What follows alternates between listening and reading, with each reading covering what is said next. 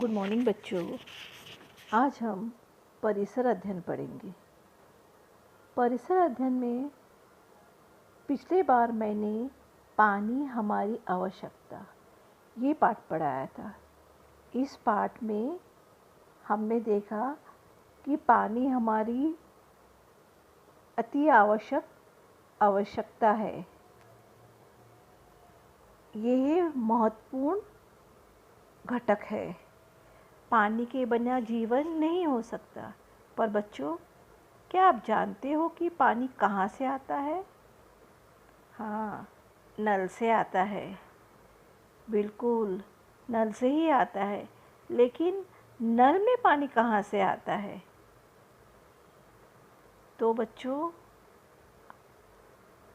चलिए मैं इस पाठ में आपको बताती हूँ कि पानी निश्चित रूप से कहाँ से आता है।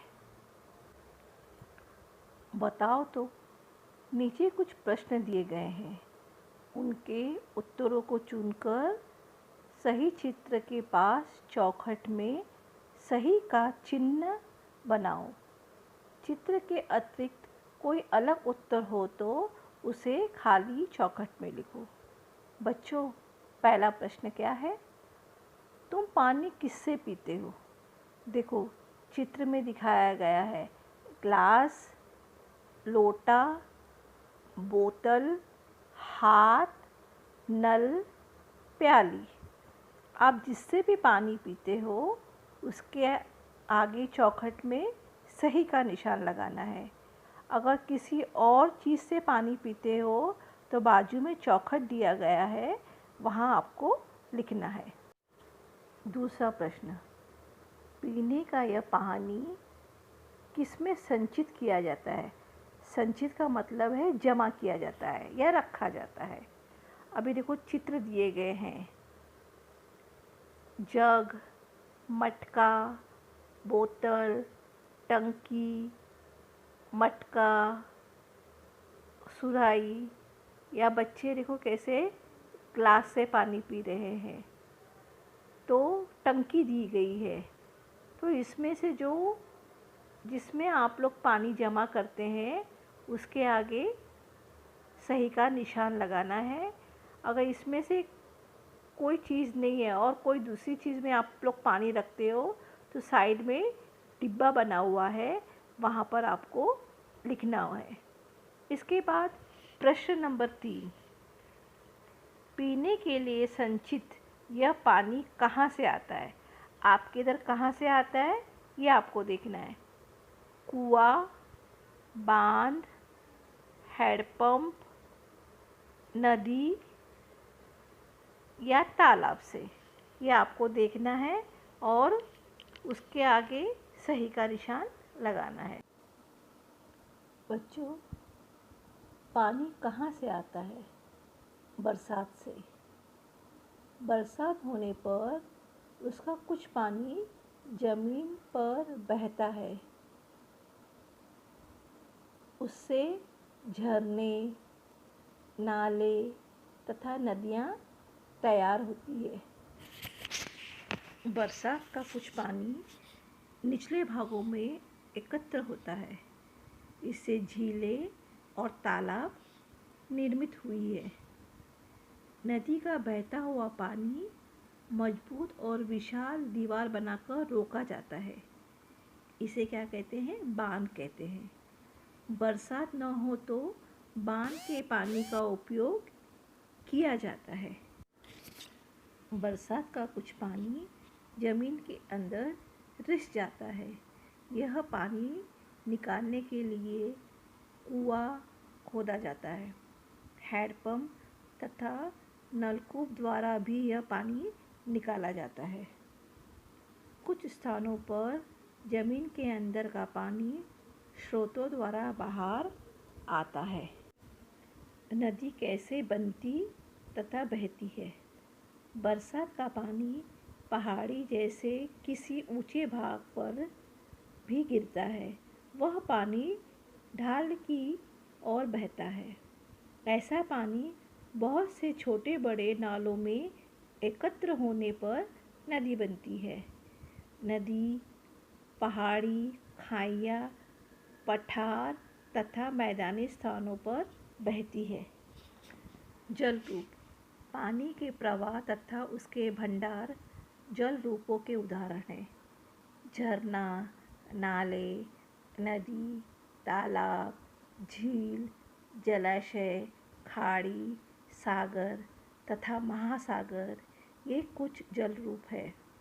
भूरूप ऊपर उठे हुए भूभाग और निचले भूभाग के कारण भूमि को अलग अलग आकार प्राप्त होते हैं।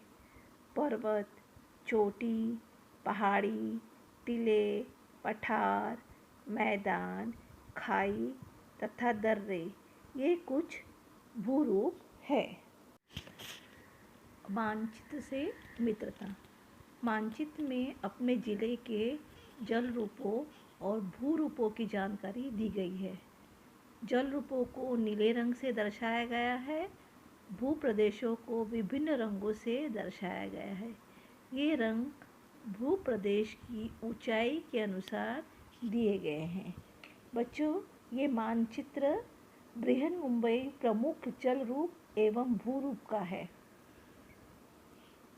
नीचे कोने में आपको सूची दी गई है। उस सूची में भूरा रंग दिखाई दिया है, वो सबसे अधिक ऊंचाई वाला प्रदेश है। उसके बाद ऑरेंज कलर का दिया है, वो सबसे अधिक ऊंचाई वाला प्रदेश है। पीला रंग दर्शाता है मध्य ऊंचाई वाला प्रदेश। उसके बाद हरा रंग कम ऊंचाई वाला प्रदेश। फिर त्रिभुज दिया है काले रंग का, वह शिखर या ऊंचा स्थान। उसके नीचे तालाब का चिन्ह है, जलाशय और तालाब का चिन्ह है। और उसके नीचे नदी और लास्ट में सागर को पाट कर तैयार की गई भूमि का भाग। बच्चों, ये जो मानचित्र बना हुआ है उसमें ये सब दर्शाया गया है। बच्चों, अभी नीचे कुछ प्रश्न दिए गए हैं, वो मैं प्रश्न आपको पढ़ के बता रही हूँ, ज़रा सुनिए ध्यान से। बृहन्मुंबई की पश्चिम दिशा में स्थित सागर का नाम चौखट में लिखो। बच्चों, ये मानचित्र में आपको देखना है और पश्चिम दिशा मतलब ऊपर जो कोने में लिखा हुआ है दिशाएं दी गई है। ऊपर उत्तर, नीचे दक्षिण, पश्चिम, पूरब। तो अब इसमें क्या दिया है, पश्चिम दिशा में स्थित सागर का नाम। तो कौन सा सागर दिखाई दे रहा है आपको? अरब सागर। आप देख रहे हो? तो चौखट में उत्तर लिखना है अरब सागर। इसके बाद अपने ज़िले में पाए जाने वाली 2 टीलों के नाम चौखट में लिखो। आपको ढूंढना है टीला कहाँ कहाँ है। हम मुंबई उपनगर ज़िले में रहते हैं, तो टीला है गिलबर्ट टीला और घाटकोपर टीला। ठीक है। इसके बाद मीठी नदी का मार्ग अलग रंग से रंगो। आपको इसमें मीठी नदी कहाँ है वो ढूंढना है और उसको कोई अलग पेन से मार्क करना है। ठीक है। चौथा प्रश्न, बृहन्मुंबई के तीनों और कई खाड़ियाँ हैं, उनमें सबसे बड़ी खाड़ी के नाम के चारों ओर चौखट बनाओ। अब आपको ये मानचित्र में खाड़ी दिखाई दे रही होगी। थाने खाड़ी, मलाड खाड़ी, मनोरी खाड़ी, माहिम खाड़ी, लेकिन सबसे बड़ी खाड़ी है थाने खाड़ी। ठीक है। प्रश्न 5वां, बृहन्मुंबई के तालाबों के नामों के चारों ओर चौखट बनाओ। इसमें हमको तालाब कहाँ है वो ढूंढना है, जैसे तुलसी तालाब, बिहार तालाब और पवई तालाब, ये आपको दिखेंगे और उसको चौखट से अलग पेन से चौखट मार्क करना है। ठीक है। करके देखो बच्चों, ये आपको करके देखना है। समान आकार वाली 3 बोतलें लो। एक बोतल को पानी से पूर्णतः भरो। ऐसा मानो कि इस पूरे पानी का उपयोग करने वाले तुम अकेले ही हो। अब बोतल का पूरा पानी तुम्हारे उपयोग में आएगा। अब दूसरी बोतल भरो। ऐसा मानो कि इस बोतल का पूरा पानी तुम्हारी कक्षा का ही कोई अन्य विद्यार्थी उपयोग में लाने वाला है। पानी के दो समान भाग करो। अब देखो कि तुम्हारे हिस्से में कितना पानी आया। यह भी देखो कि यह पानी पहले वाले पानी की अपेक्षा कम है या अधिक। अब तीसरी बोतल भरो। ऐसा मानो कि इस पानी का उपयोग तुम्हारे साथ साथ तुम्हारे वर्ग के 4 विद्यार्थी करने वाले हैं। अब बोतल के पानी के 5 भाग करने पड़ेंगे। अब देखो कि तुम्हारे हिस्से में कितना पानी आया। इस बार पहली तथा दूसरी बार की अपेक्षा पानी अधिक है या कम है? ऐसा क्यों हुआ? इस पर विचार करो। इसे सदैव ध्यान में रखो। बरसात के पानी का संग्रह करें तो विश्व के सबसे अधिक वर्षा वाले स्थान मौसिनराम तथा चेरापूंजी है। ये स्थान भारत में ही है, परंतु गर्मी में वहाँ भी पानी की कमी हो जाती है। महाराष्ट्र के कोंकण क्षेत्र में भी ऐसा ही होता है। बरसात के पानी का संग्रह करने के पर्याप्त उपाय न करना ही इसका कारण है। यदि बरसात का पानी का संग्रह किया जाए तो इस समस्या का समाधान हो जाएगा। हमने क्या सीखा? हमने मिलने वाला पूरा पानी बरसात द्वारा ही मिलता है। वर्षा के कारण ही नदी, तालाब, झरने इत्यादि निर्मित होते हैं। नदी का उद्गम पहाड़ी जैसे ऊंचे स्थानों से होता है तथा वह ढाल की ओर बहती है। वर्षा के पानी का जल संग्रह करना आवश्यक है। बच्चों, अभी हम स्वाध्याय के प्रश्नोत्तर देखेंगे।